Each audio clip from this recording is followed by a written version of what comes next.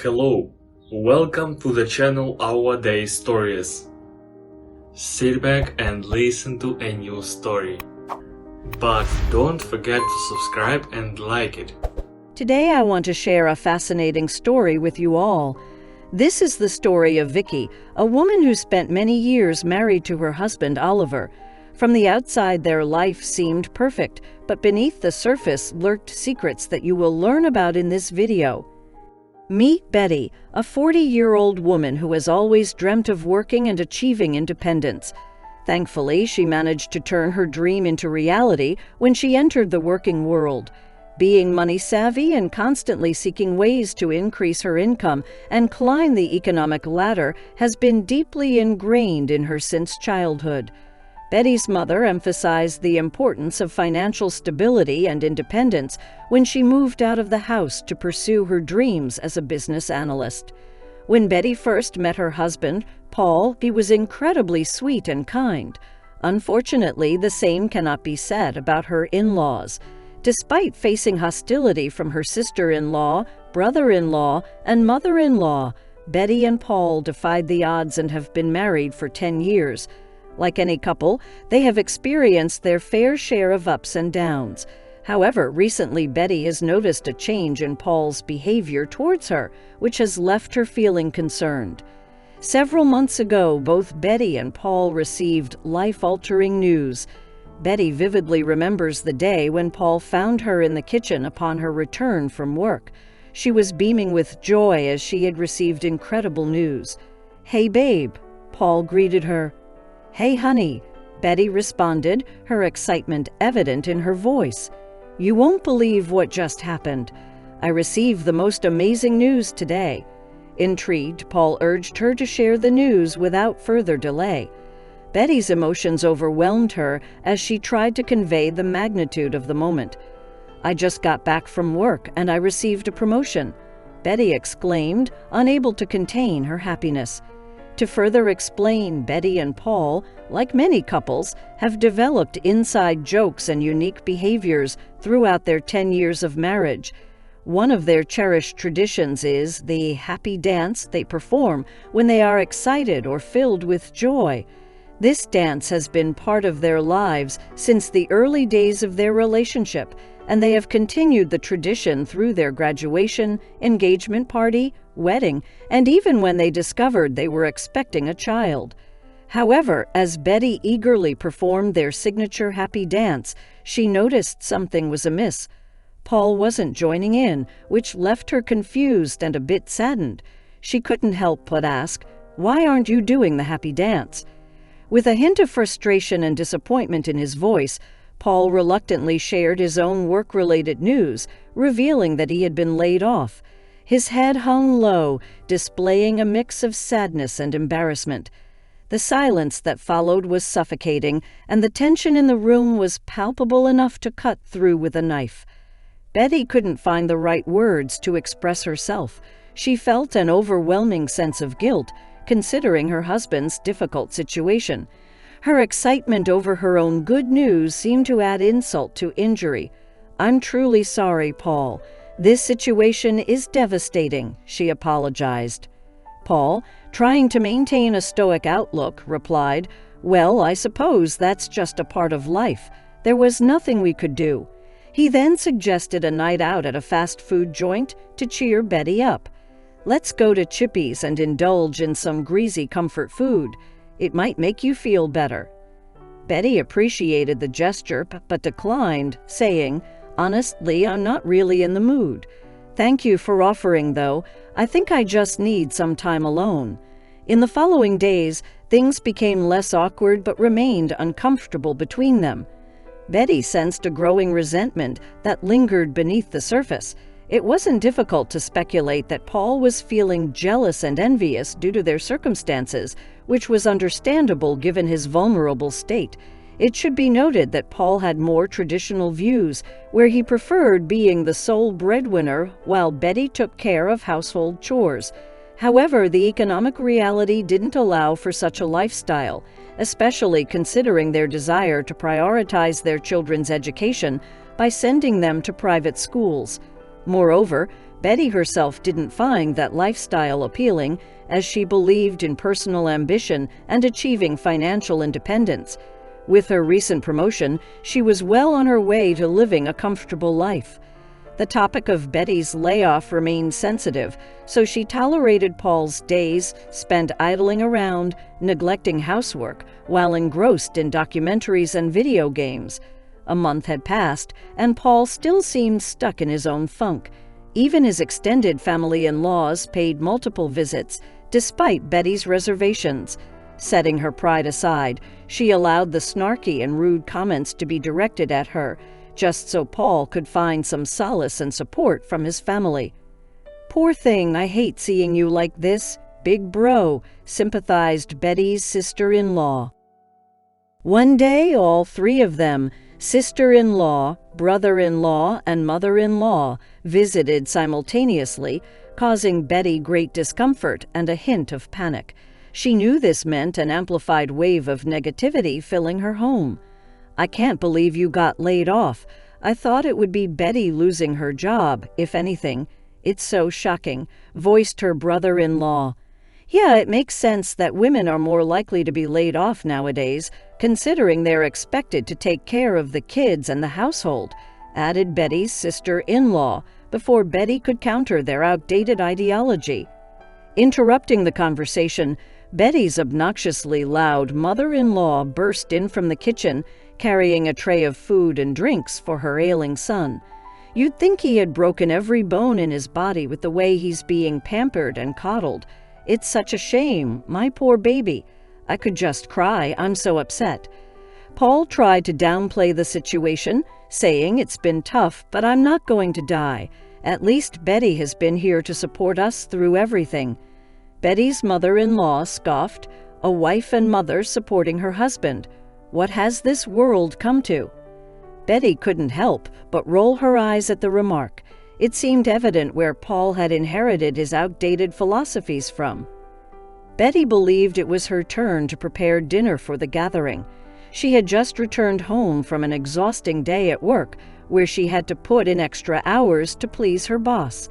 Betty didn't want to give the impression that she had become complacent after her promotion, as it could jeopardize her position or even lead to termination. With two unemployed individuals in the house, they couldn't afford any additional setbacks, so she always made sure to stay on top of her game. Unfortunately, this meant that she often came home feeling drained, and most days she had to take on the task of cooking because Paul was dealing with depression and relied on her for comfort. On particularly hectic workdays, Betty would kindly and sensitively ask Paul if he could prepare dinner for her so she could come home, eat, and rest before facing another challenging day. While he would often refuse, she would let it slide, but occasionally she would plead with him, and he would reluctantly make dinner, albeit with poor quality, which was surprising considering his culinary skills before he got laid off. Needless to say, Betty wasn't in the mood to cook, especially for a large group of people.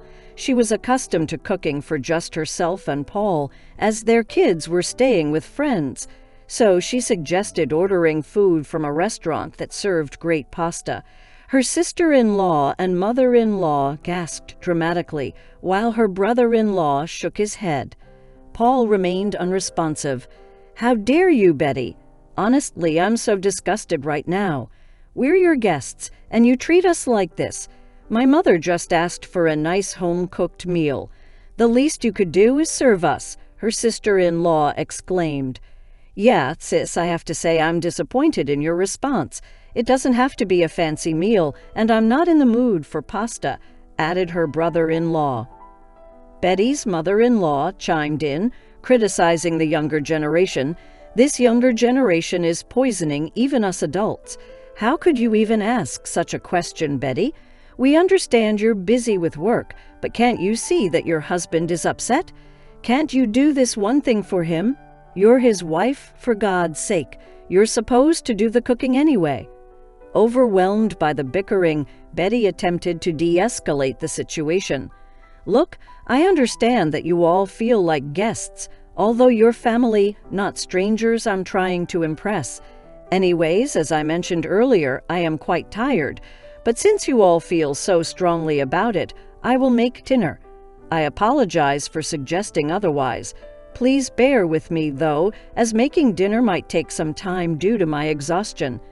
As Betty stood up to go and prepare the dinner for her ungrateful in-laws, Paul, after a while of silence, spoke up, shocking her with his words. "She's been forcing me to make dinner," he began, but his comment was met with a dramatic gasp. Moments ago, Betty overheard a reaction from her mother-in-law and sister-in-law that indicated her suggestion wasn't well received. When she turned around, she confirmed their disapproval. Benjamin, her brother-in-law, not only shook his head more vigorously but also displayed a visible look of disgust directed at her. The room was filled with tension as accusations started to fly. "Are you out of your mind, Betty? How selfish could you be?" her mother-in-law exclaimed. In that moment, Betty began to question if she was truly the antagonist in this situation. She found herself under attack from her angry in-laws, who labeled her as selfish and evil for occasionally asking her husband to make dinner. It wasn't as if she made him do it every day. Only on the days when she was utterly exhausted and on the verge of collapsing on the couch.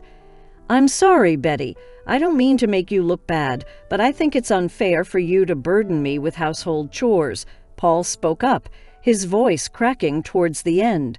"If I'm the husband in this situation, shouldn't the roles be swapped? It just doesn't seem fair."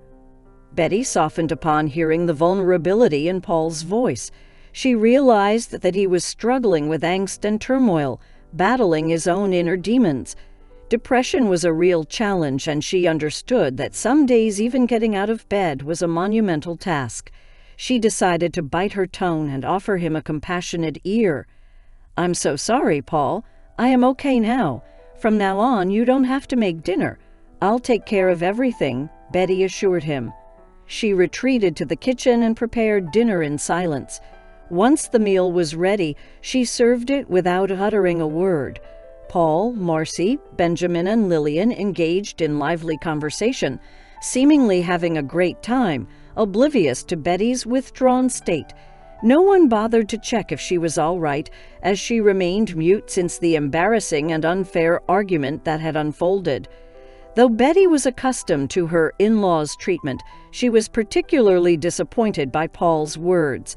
However, she let go of her pride and assumed all the responsibilities of cooking and cleaning from that day forward. This added to her stress and exhaustion. Another month passed, and Betty continued to shoulder the burden, being the sole provider. Her promotion had come with a bonus and a slight pay increase, making it somewhat manageable. However, she knew it couldn't go on like this forever. Despite her growing concerns, Betty allowed Paul to revel in his misery for a while, understanding that he needed time to heal from the ordeal.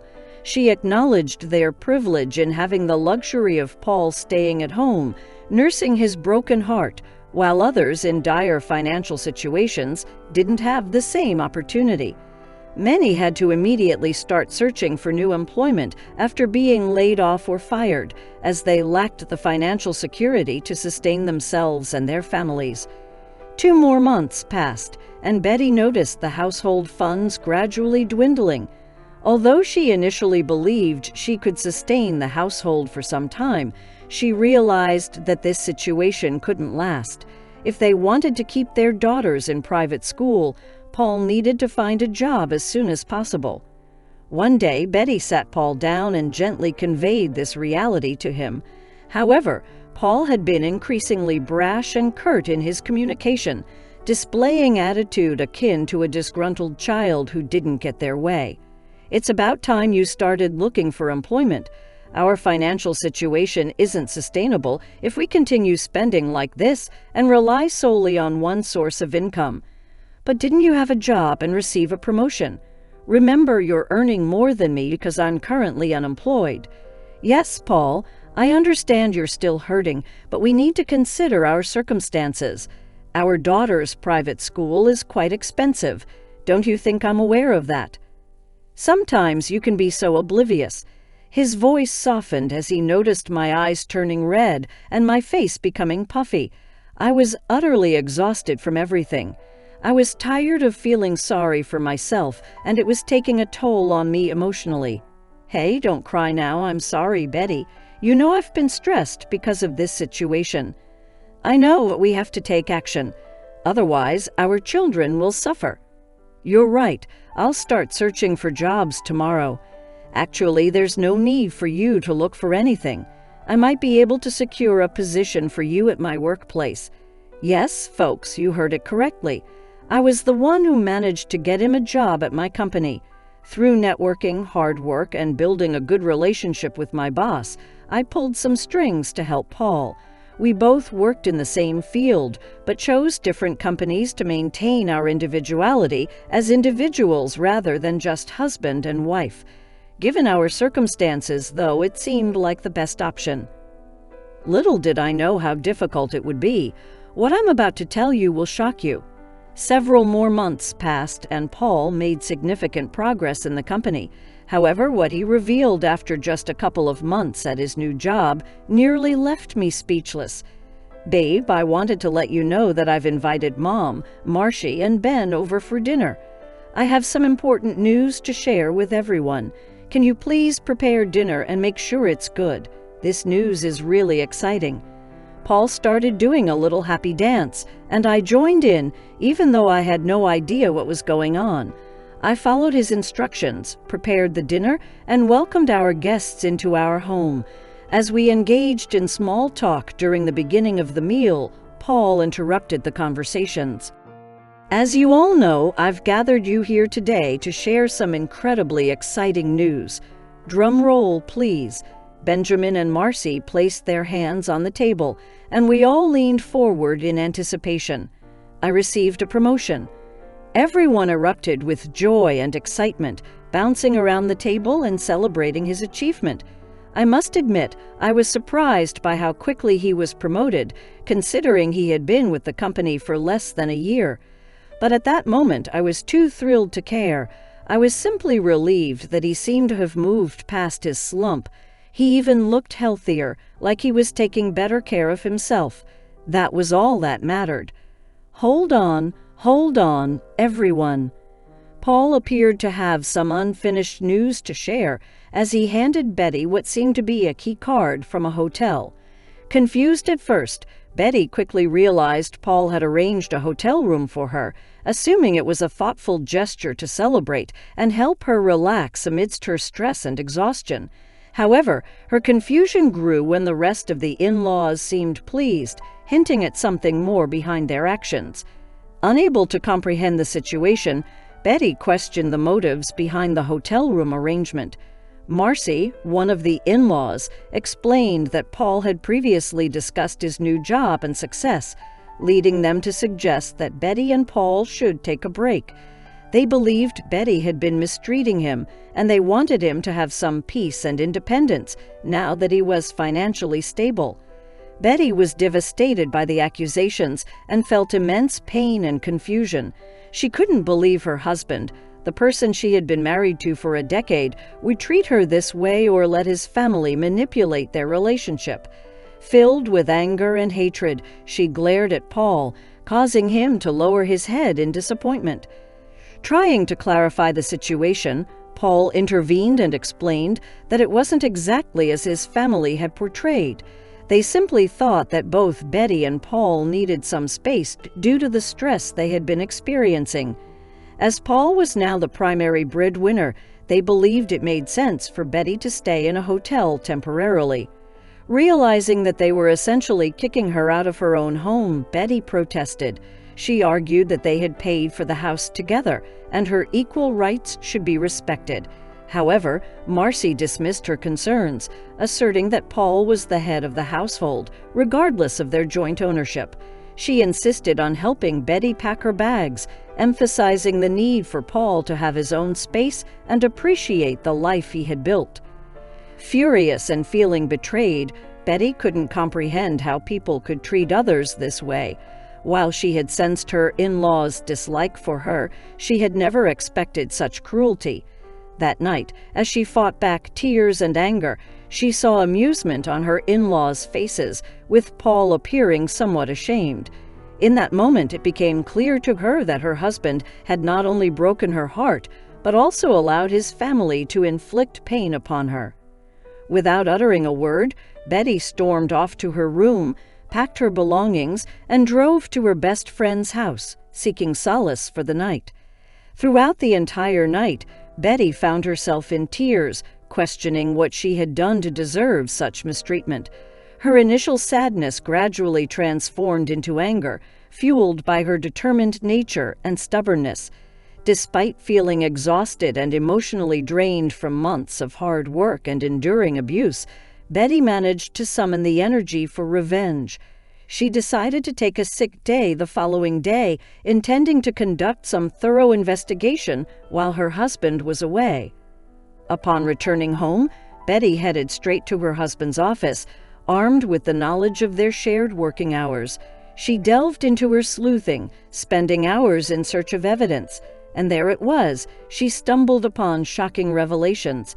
It turned out that her husband had been involved in embezzling funds from their company. Not only that, but he had also formed a questionable alliance with the new boss mentioned earlier. Staring at the incriminating evidence on the computer screen, Betty struggled to believe what she had uncovered. She suspected that her husband's connections with the boss had provided him the cover to get away with his illicit activities. Determined to gather as much proof as possible, she saved all relevant emails, documents, and other information pointing to inconsistencies in the company's expenditures. She diligently stored everything on a pen drive. Betty then proceeded to collect her personal belongings from their home, well aware that she wouldn't be returning anytime soon. Once at her best friend's house, she meticulously organized all the gathered information into a comprehensive PowerPoint presentation. Her intention was clear: to dismantle her husband's life. When her work was complete, she emailed her boss, attaching the collected evidence along with emails involving higher-ups and HR personnel. Betty emphasized the urgency of sharing the crucial information and requested an emergency meeting as soon as possible. Craftily crafting the email to intrigue their curiosity, she ensured that the request would be granted swiftly. In a separate email to her husband, Betty informed him of the emergency meetings scheduled to discuss plans for the upcoming fiscal year. Both her superiors and her husband responded promptly, confirming their availability for the meeting. The day of reckoning arrived, and Betty couldn't contain her excitement. She dressed impeccably, exuding confidence and anticipation for the impending events that would undoubtedly leave a lasting impact. Arriving at the meeting room, Betty observed that most individuals were already seated. The only ones missing were her deceitful husband and conniving boss. As they finally entered the room, a brief moment of panic flashed across their faces upon realizing the presence of numerous important figures. Perhaps their guilty conscience had already begun to plague them with awareness of their misdeeds. Unperturbed, Betty commenced the meeting, ready to expose the truth. Betty meticulously laid out all the gathered evidence, delivering a compelling presentation that left everyone in the room astonished. As she continued, the intensity grew, and the room became engulfed in an atmosphere of hatred and disgust towards her boss and Paul. Their faces turned red and panic set in, realizing that all eyes were now fixed upon them. One of Betty's superiors even remarked that they deserved imprisonment for their embezzlement. Paul, seething with anger, glared at Betty, attempting to intimidate her with his piercing gaze. Unfazed, she reciprocated the same look of hatred and disgust, metaphorically twisting the knife deeper into his wounds. Losing his composure, Paul stood up, unleashing a barrage of accusations. "You deceitful little imp, she's lying to all of you. Don't believe a word she says. I'll sue you for slander. I'll sue you and file for divorce. I'll ruin you." The man she had married years ago was no longer recognizable. In his place stood a monstrous figure. He attempted to storm out, only to be thwarted by the security personnel stationed at the door, whom Betty had discreetly arranged in advance. Betty's conniving boss, complicit in the illicit activities, muttered about his ruined life, while Paul continued to embarrass himself, futilely trying to push past the imposing guards. For a good 30 minutes, Betty meticulously presented all the damning evidence she had uncovered. By the time she finished, both men looked utterly defeated. What happened next is perhaps predictable. Both Paul and her boss were promptly terminated and faced charges for embezzling company funds for their personal gain. Escorted out of the premises, they were met with a swarm of media frenzy. It was no coincidence that Betty had alerted news outlets and tabloids to capture the expressions of horror and embarrassment on Paul's face. And oh, how satisfying it felt. The following morning, the front page of the local newspaper displayed Paul's face, conveying a sense of justice served. It brought Betty a semblance of happiness after enduring his mistreatment. Currently, Paul remains in jail, attempting to secure bail. However, there are ongoing investigations and assumptions that Benjamin, Betty's brother-in-law, might have also been involved in the scheme. Driven by her newfound knowledge, Betty delved deeper and uncovered that Benjamin, who worked in the IT department, had indeed aided Paul and her boss in their embezzlement. Adding insult to injury, it appeared that her mother-in-law and sister-in-law were also implicated. The puzzle pieces fell into place, explaining why her in-laws and husband had expelled her from the house. They sought to remove her, allowing them to continue their criminal endeavors. Speculations abound that Benjamin will join Paul behind bars, and Betty is confident that her mother-in-law and sister-in-law are now panicking, realizing that their involvement will soon be exposed. These past few months have been the most tumultuous of Betty's life, an unforeseen journey into a world of deceit and betrayal. However, Betty couldn't help but feel immense gratitude that she had managed to unearth this distressing revelation before things spiraled further out of control. It goes without saying that her courageous actions did not go unnoticed. Not only did she expose her despicable husband and his reprehensible family, but she also garnered the attention of her superiors. Upon reviewing her work history, brimming with accolades and achievements, they recognized her worth and decided to reward her with a promotion. Not only that, but they offered her the position previously held by her former boss. Betty's heart swelled with anticipation as she prepared to embark on her new role, which came with an even greater bonus and a substantial pay increase. The excitement was palpable, and she couldn't wait to begin this new chapter. Simultaneously, she began the process of filing for divorce, as there was no way she would associate herself with a man who engaged in criminal activities. Betty felt confident that gaining custody of the children would be relatively straightforward. After all, she was their mother, financially secure, and a person of integrity who never embezzled funds or betrayed the trust of others. With a sense of exhilaration and contentment, Betty eagerly anticipated the remarkable journey that lay ahead. She believed that, in the end, everyone received their just deserts. This story illustrates the power of the protagonist's determination and commitment. I believe it is important to believe in justice and the pursuit of one's own well-being. Leave your opinion on this story in the comments. Thanks for watching. If you liked the story, write your opinion in the comments.